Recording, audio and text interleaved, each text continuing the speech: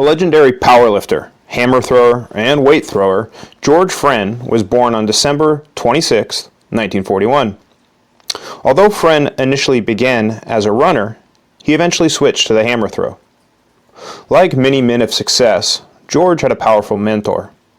The Olympic hammer throw champion, Hal Connolly, took an 18-year-old George Frenn under his wing.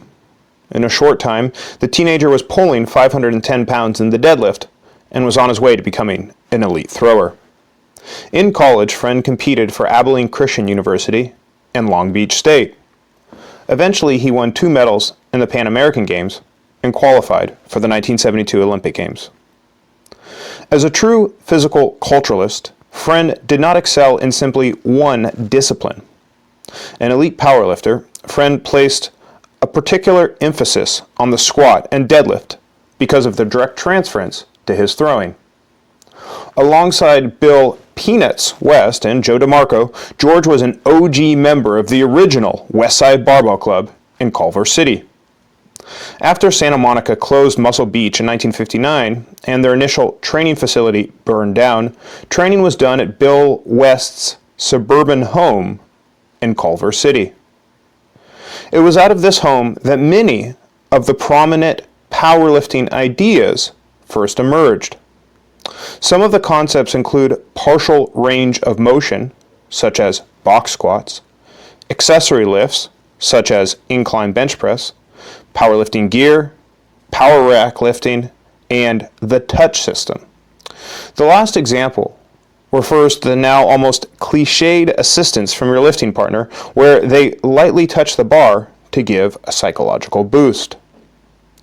Along the lines of psychology, George was a proponent and practitioner of positive self-talk. Frenn firmly believed that the mind governs the performance of the body. A believer in friendship, he helped Tom Waddle establish the inaugural Gay Games in San Francisco in 1982. Frenn even competed in the games, and although the competition was stiff, he took gold in the hammer throw. Later in his life, George regretted throwing in the games because many assumed that he was homosexual, and this had a negative impact on his social life and professional career. Outside of throwing and lifting, Frenn had a 32-year career as a teacher in California. George often worked in underfunded school districts and would purchase necessary teaching tools with his own money. Toward the end of his life, he was dispirited by the lack of enthusiasm and intellectual curiosity showed by his students. Sadly, few of his students realized that a strength legend stood before them.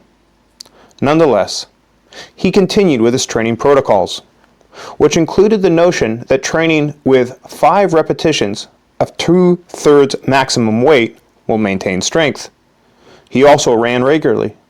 Specifically, along the lines of our interval training book, twice a week, George would do 10 to 50-yard sprints because an elastic cardiovascular system has tremendous benefit for the powerlifter. For more of these stories, the history of physical culture, click subscribe.